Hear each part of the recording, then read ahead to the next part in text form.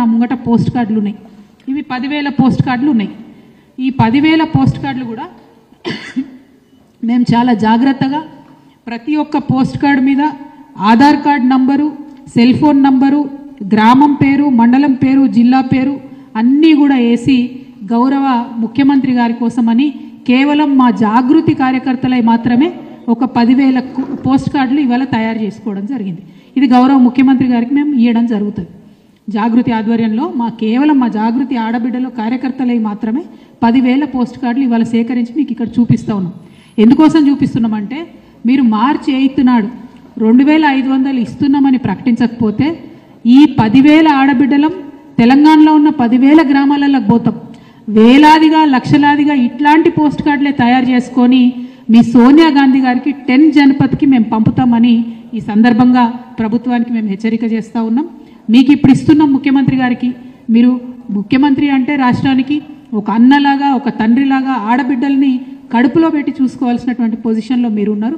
కానీ మా ఆర్థిక స్వావలంబన విషయంలో, మా యొక్క రక్షణ విషయంలో, మా యొక్క విద్య విషయంలో, మా యొక్క ఆరోగ్యం విషయంలో దేంట్లో కూడా మీరు మానవీయంగా ఆలోచిస్తలేరు, దేంట్లో కూడా మీరు శ్రద్ధ పెడతలేరు. కాబట్టి మరి ఏ సోనియమ్మనైతే చూసి మా తెలంగాణ ఆడబిడ్డలు ఓట్లేసినరో అదే సోనియమ్మకు ఇదే పోస్ట్ కార్డులు with Aadhaar card, with phone number, with గ్రామం మొత్తం ఈ 10,000 మంది మేము జాగృతి ఆడబిడ్డలం కార్యకర్తలం అన్ని గ్రామాలకు తిరుగుతాం. లక్షలాదిగా సోనియా గాంధీ గారికి 10 జనపథ్కి మరి కార్డులు పంచుతామని కూడా ప్రభుత్వానికి హెచ్చరిక చేస్తూ ఉన్నాము. ఆడబిడ్డల పట్ల మీరు అలక్ష్యం వహించకండి. మీరు అన్ని స్కీమ్లు రివ్యూలు చేస్తున్నారు, అన్ని చేస్తున్నారు.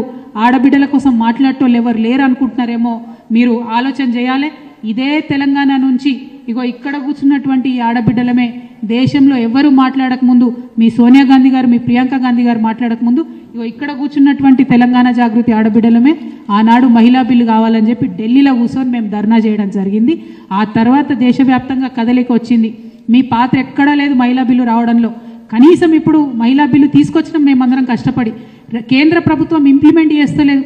సెన్సెస్ పెట్టగానే సెక్షన్ 5 మహిళా బిల్లులు ఏముంటుందంటే ఎప్పుడైతే సెన్సెస్ పెడతారో అప్పుడు ఇమీడియట్గా రిజర్వేషన్ ఎఫెక్ట్ అవుతుందని ఉంటుంది.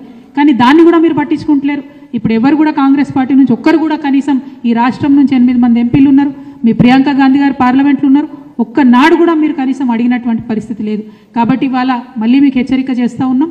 మీరు తక్షణమే మహిళలకు 2,500 ప్రకటించండి, లేకపోతే సోనియమ్మ గారికి మేము లక్షల సంఖ్యలో ఈ పోస్ట్ కార్డులు పంపడం జరుగుతుంది.